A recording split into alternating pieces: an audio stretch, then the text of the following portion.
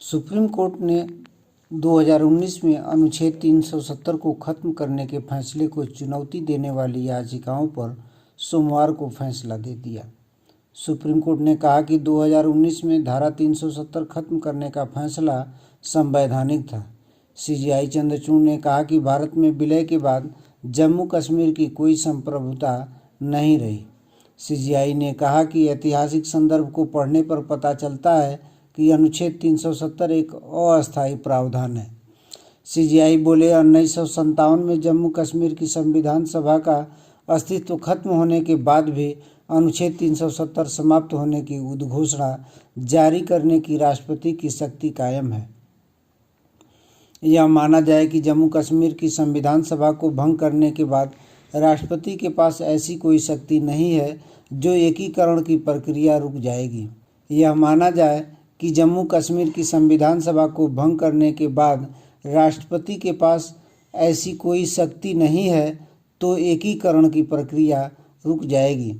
Supreme court ने कहा कि जम्मू कश्मीर का राज्य का दर्जा जल्द से जल्द बहाल हो। राज्य में चुनाव सितंबर 2024 तक कराए जाएं।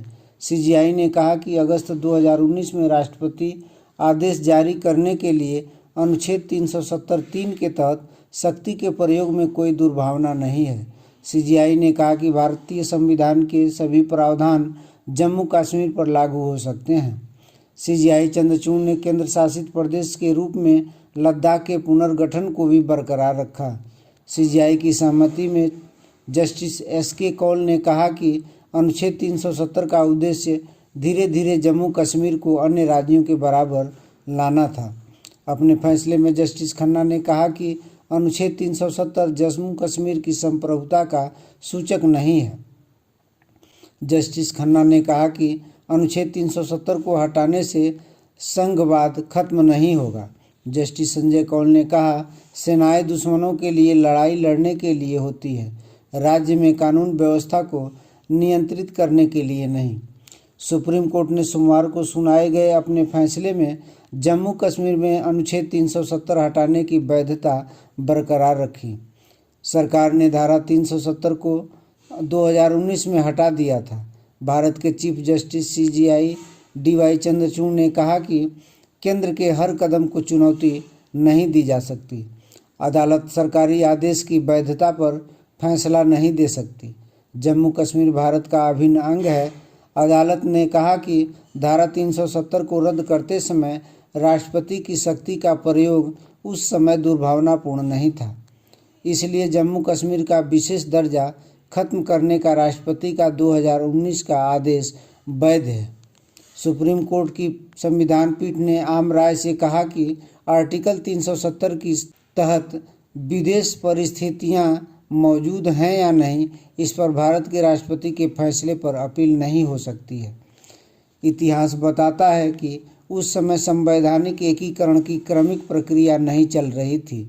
ऐसा नहीं था कि 70 साल बाद भारत का संविधान एक बार में लागू हुआ हो, बाद में भी बदलाव होते रहे हैं। सुप्रीम कोर्ट ने 16 दिनों की सुनवाई के बाद 5 सितंबर को इस मामले पर अपना फैसला सुरक्षित रख लिया था। चीफ जस्टिस डीवाई चंद्रचूड़ के अलावा इस बेंच में जस्टिस संजय किशन कौल, संजीव खन्ना, बीआर गवई और सूर्यकांत हैं। सभी 5 जजों ने आम राय से फैसला सुनाया। सुप्रीम कोर्ट के जस्टिस संजय किशन कौल ने 1980 के दशक से जम्मू कश्मीर में अधिकारों के हनन पर एक जांच पैनल का सुझाव दिया। उन्होंने कहा कि राज्य में सेना के प्रवेश के कारण जम्मू कश्मीर के लोगों को भारी कीमत चुकानी पड़ी है। सुप्रीम कोर्ट के जस्टिस संजय किशन कौल ने सोमवार को धारा 370 को निरस्त करने का अपना फैसला अलग से पढ़ा, जिसमें उन्होंने जम्मू कश्मीर में अधिकारों के हनन पर एक जांच पैनल बनाने का सुझाव दिया। संजय किशन कौल ने सोमवार को धारा 370 को निरस्त करने के अपना फैसला अलग से पढ़ा, जिसमें उन्होंने जम्मू कश्मीर में अधिकारों के हनन पर एक जांच पैनल बनाने का सुझाव दिया। उन्होंने कहा कि राज्य में सेना के प्रवेश से जम्मू कश्मीर के लोगों को भारी कीमत चुकानी पड़ी है। हालांकि धारा 370 को लेकर सभी 5 जजों ने अपना फैसला आम राय से दिया, लेकिन जस्टिस कौल ने अपना आदेश अलग से पढ़ा, जिसमें सेना भेजने का मुद्दा उठाया गया। जस्टिस कौल ने कहा, मैं कम से कम 1980 के दशक में मानवाधिकारों के उल्लंघन की जांच के लिए एक निष्पक्ष, सत्य और सुलह समिति की स्थापना की सिफारिश करता हूं।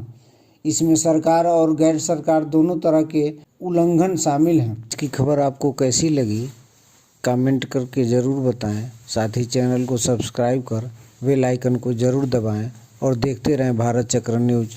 नमस्कार।